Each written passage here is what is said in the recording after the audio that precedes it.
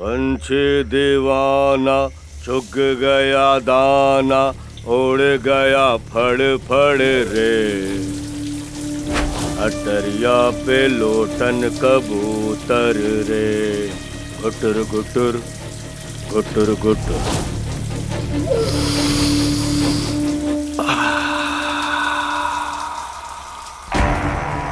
आशा, थारे खून की खुशबू मने इतना बेचैन करती है, तू जान नहीं सकती आशा। ऐसा लागे है थारे खून की खुशबू मारे खून के साथ घुल गई है। तू घनी याद आएगी आशा, घनी याद।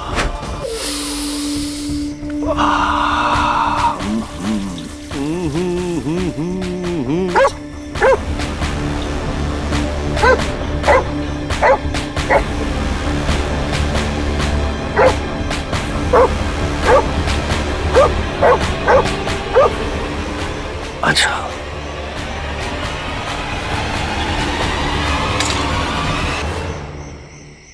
तुम्हारा अपना है, हमारी लाइफ लाइन। तो ही तो मेरा सब कुछ है, मेरी जिंदगी है, मेरा बच्चा। चल तुझे मैं आज आइसक्रीम खिलाता हूँ। तुझे पता है ना, काम बढ़ने के बाद कुछ मीठा तो बढ़ता है।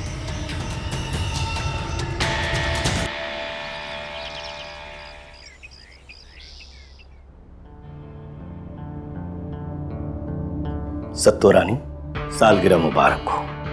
आपको भी।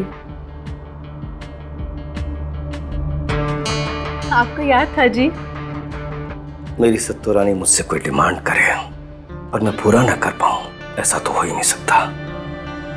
सत्तो रानी, मेरी भी एक ख्वाहिश है, पूरी करेगी ना? बाप बनने की इच्छा इस सीने में बरसों से हिचको लेकर है। बस मैं चाहता हूं अगली सालगिरह मैं अपनी बच्ची के साथ मनाऊं। पूरा करेगी ना? हाँ? यही इच्छा हमारे अंदर भी है जी, इसलिए माता रानी के मंदिर जा रही हूँ प्रार्थना करने। आखिर कब तक ना सुनेंगी हमारी वो? आप भी चलो ना साथ में, शायद दोनों साथ में चलेंगे तो जल्दी सुन लें। ना, मनने नहीं जाना है। तू जा माता के मंदिर, क्योंकि प्रॉब्लम तेरे अंदर है, मेरे अंदर ना। प्रार्थना करने की जरूरत तुझे है, मनने ना। अरे क्या हुआ भाई? आ रहा हूँ बेटा, आ रहा हूँ मैं। आजा रज्जू। टॉमी, क्या हो गया पुत्र? अरे कहाँ जा रहा तू? Tommy, Tommy.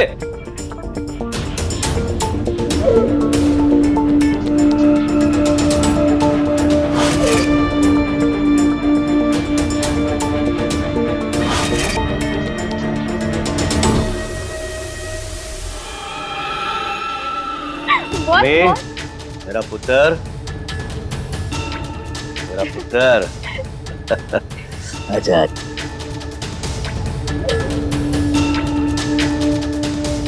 पसंद आई तुझे? हाँ? साहब, ये मेरी छोटी बेटी रज्जू आशा बिटिया से मिलने आई। आशा?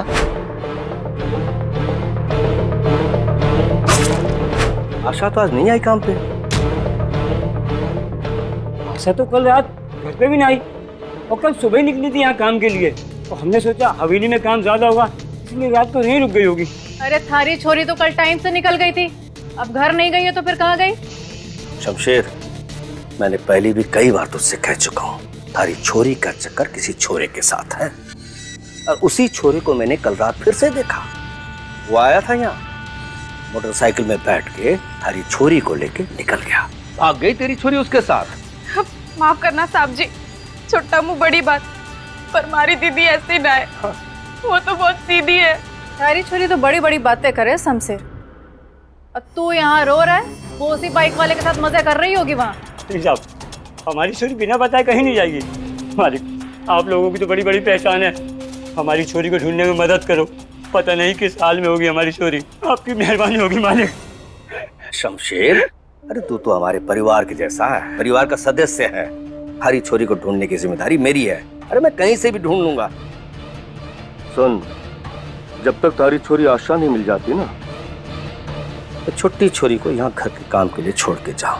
मालकिन के हाथ बटाएगी, नहीं तो परेशान हो जाएगी। ठीक है? जी जी मालिक, मैं यहाँ काम करने को तैयार हूँ। बस आप लोग हमारी दीदी को ढूंढने में हमारी मदद कर दो, बड़ी कृपा होगी। अब रोना धोना बंद कर, चल, बहुत काम पड़ा अंदर, सब गंदा है, चल।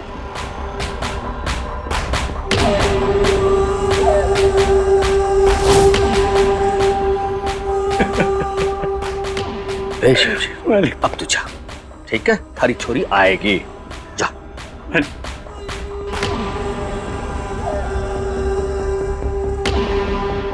मेरा बच्चा, तेरा नाश्ता आ गया, देख।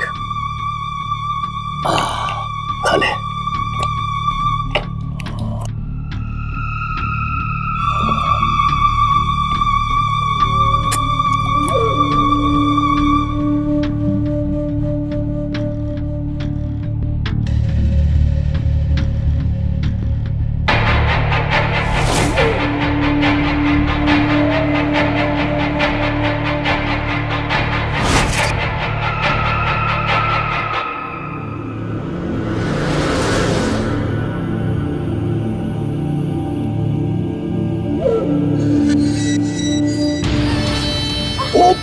अरे ये क्या? ओह साहब जी, आप ये अरे तेरे ऊपर मकड़ी पकड़ी थी, बस उसे मार रहा था, वरना अंदर घुसकर काट देता तो।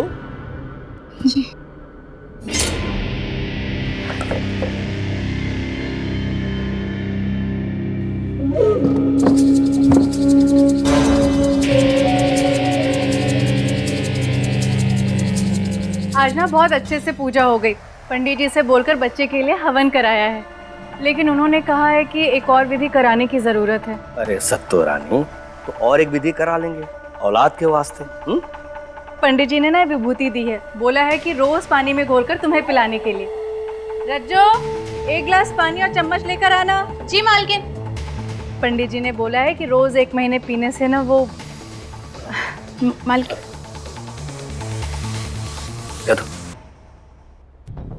ये अमृत जो है ना, तुझे पीनी चाहिए। ये जादुई अमृत तेरे शरीर के अंदर जाएगा, तब न तेरा गोद भरेगा, तब न इस घर में बच्चों की किलकारियां सुनाई देगी। है? पर पंडित जी ने बोला है कि पति के पीने से ये। चुप! पंडित जी जो भी बोलेगा मान लेगी तू? पंडित की ऐसी की तैसी। है? कमी तुझ में है, मुझ में नहीं। इसीलिए हर रोज तुझे इसे पीना चाहिए, घुट घुट के नहीं, पूरा ग्लास खटक लेना। है? तब न गोद भरेगा तेरा, तब न बच्चे आएंगे। पीले पीले पीले।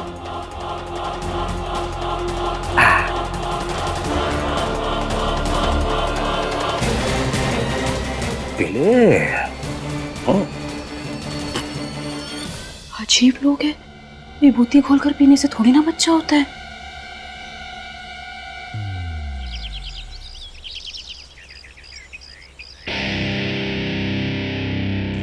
एक बार दीदी मिल जावे ना, फिर मन नहीं करना इस घर में काम।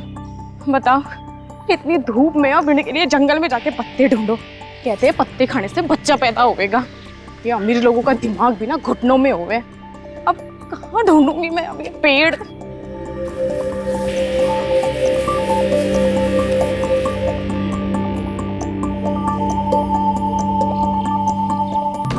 ये पेड़ क्यों नहीं मिल रहा है हमारे को? एक तो इतनी धूप है, ऊपर से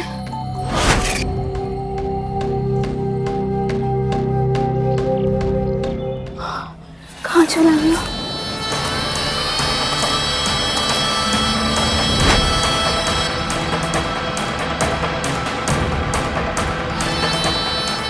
नीचे हो सकता है।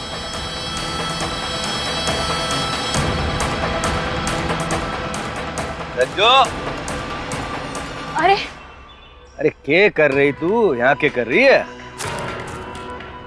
वो मालकिन ने ना कोई हंसल का पत्ता लाने का। हंसल? अरे हंसल नहीं पगली, हंसा का पत्ता। ओ मैं देख लूंगा। अच्छा सुन, मैं तेरे लिए कुछ लाया हूं।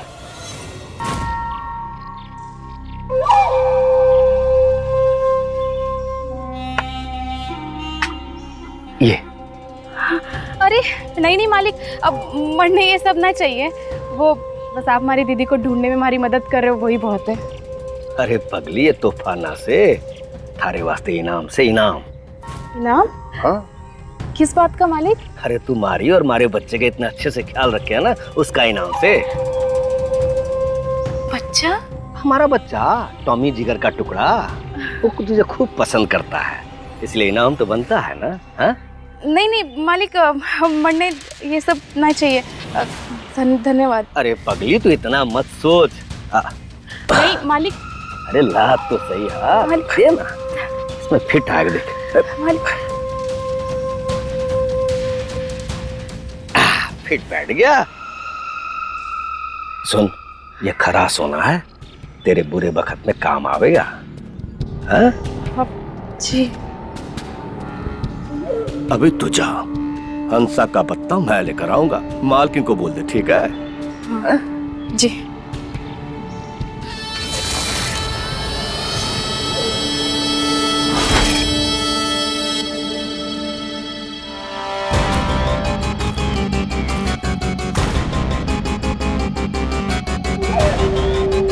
हे आशा, अब तो पीछा छोड़ दे। अब नहीं आती मन ने तेरी याद। थारी बहन रज्जो है ना, वो तेरी कमी पूरी करती है, और महाराज जिगर का टुकड़ा टॉमी भी उसे बहुत पसंद करता है। थारी बहन थारी पूरक बन के आई है। अब थारी बहन रज्जो की खुशबू, उसकी महक हमें बहुत पसंद है।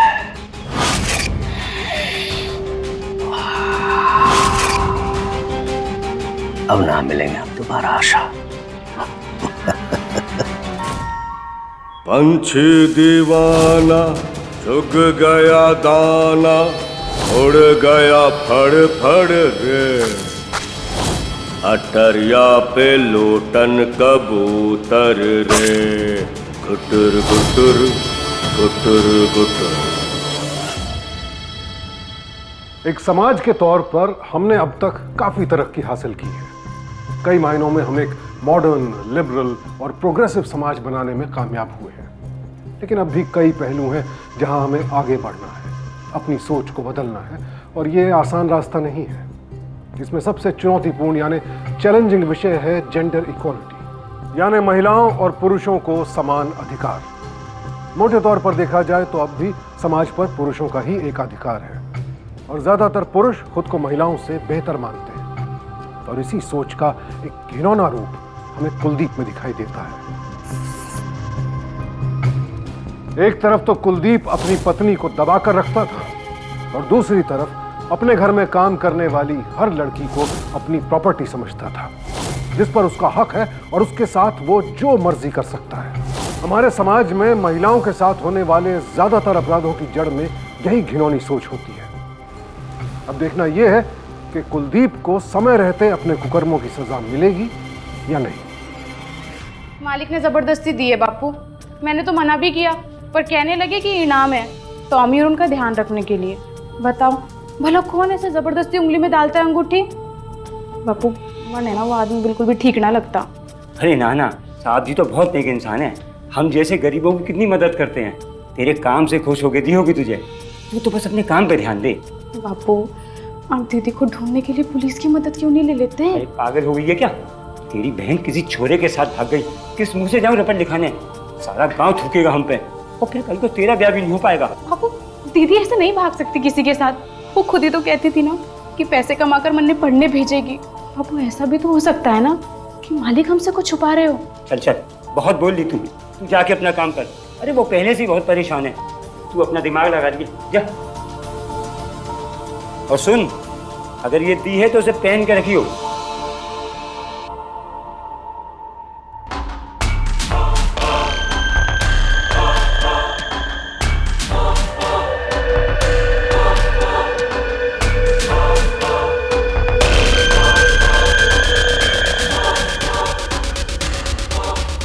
पूरा दिन तेरे साथ खेलूंगी तो काम कब करूंगी मैं? हाँ शैतान कहीं का। इधर दिखा, ये ले।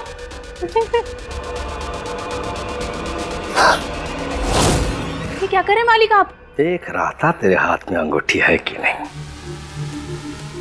वैसे तेरे गोरे हाथों में अंगूठी खूब जच रहे से, हाँ?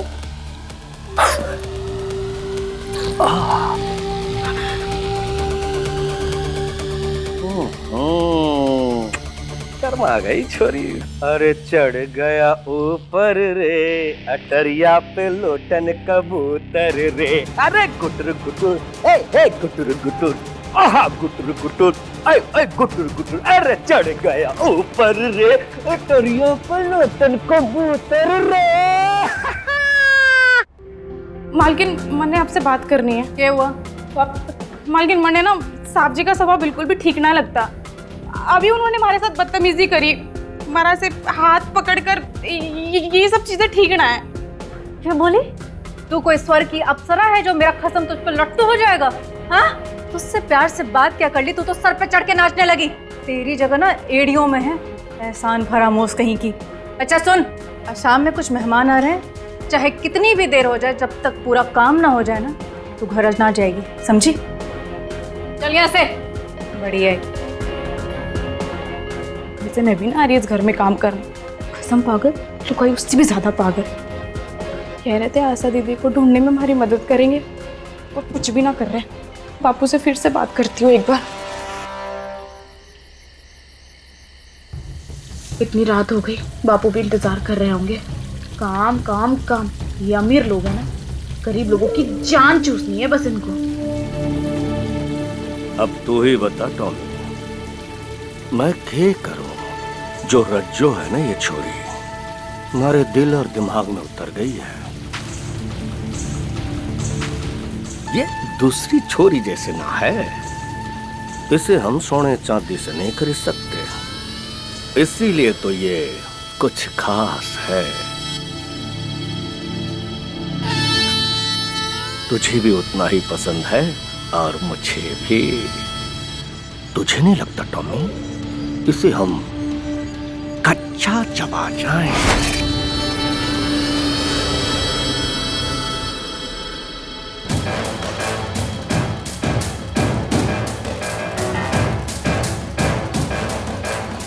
हेलो, छोड़ साहब जी।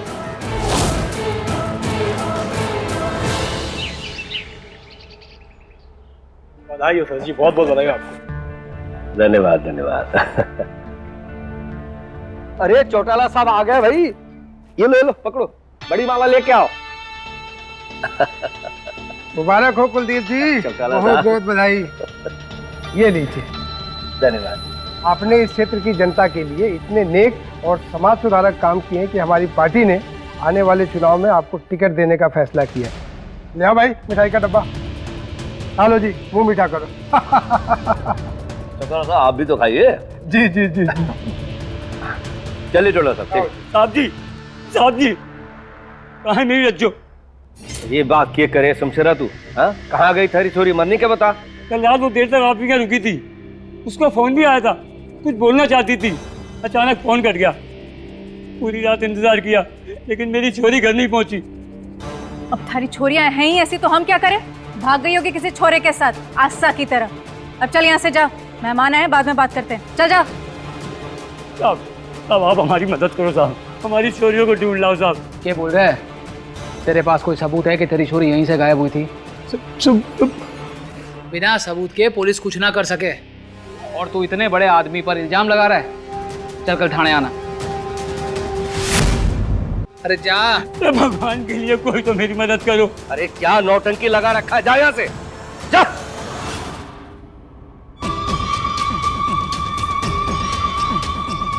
अरे मेरा बच्चा टॉमी, आजा आजा आजा टॉमी। आओ मेरी जान, आओ आओ आओ आओ, आजा आजा आजा।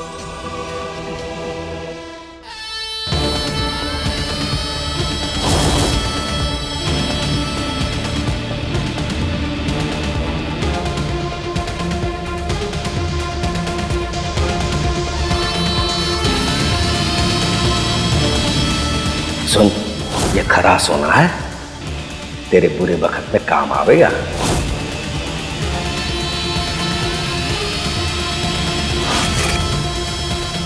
ये तो रज्जो की उंगली है। ये अंगूठी मालिक ने जबरदस्ती दी है बापू। मैंने तो मना भी किया, पर कहने लगे कि इनाम है टॉमी और उनका ध्यान रखने के लिए। साहब साहब, ये तो मेरी रज्जों की उंगली है, और ये अंगूठी इसी आदमी ने दी थी। अपनी जबान को लगाम दे शमशेर। ये पता मेरी रज्जों कहाँ है?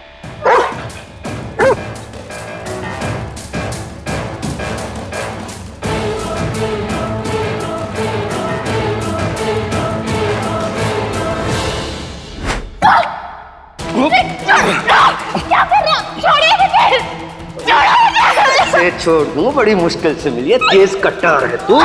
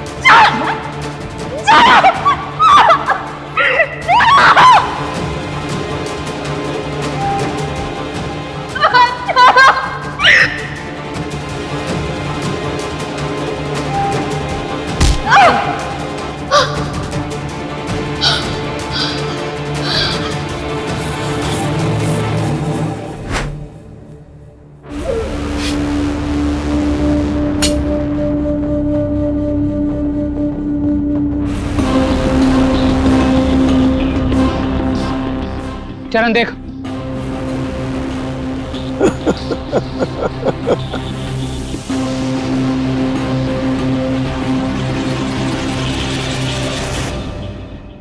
अंदर बॉडी के पार्ट्स है।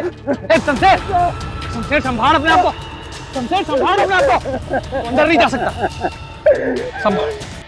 हमारे साथ जबरदस्ती करेगा तू? हाँ, तू कुछ करने के काबिल ना है। नामर्द से तू नामर्द। ये जो गांव में तू शेर बनकर घूमता है ना, हाँ, मैं जाकर सबको बताऊंगी कि तू शेर ना है, चूहा से तो चूहा।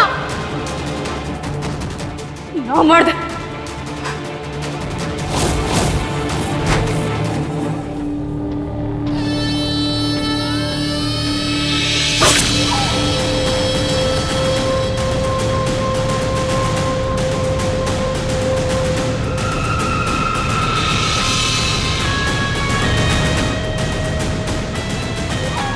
बहुत चिल्ला रही थी ना, चिल्ला चिल्ला के बोल रही थी ना, सबको बता दूंगी जब पूरे गांव वाले को था। जा बताना, अरे जा।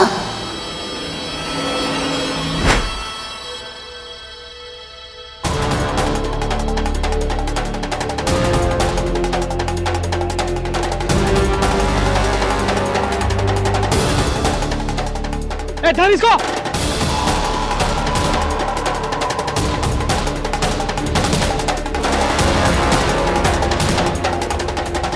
नेता बनेगा या लाशों का शमशान बना रखा है। लोग तुझे भगवान समझते थे और तू हैवान से भी बदतर निकला।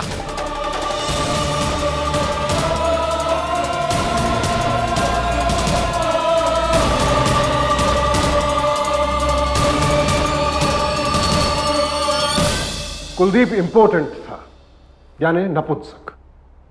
इरेक्टाइल डिसफंक्शन एक ऐसी समस्या है जो किसी भी पुरुष को हो सकती है और मेडिकल साइंस में इसका इलाज है। लेकिन अफसोस, कुलदीप की घिनौनी सोच का इलाज शायद कहीं भी नहीं है।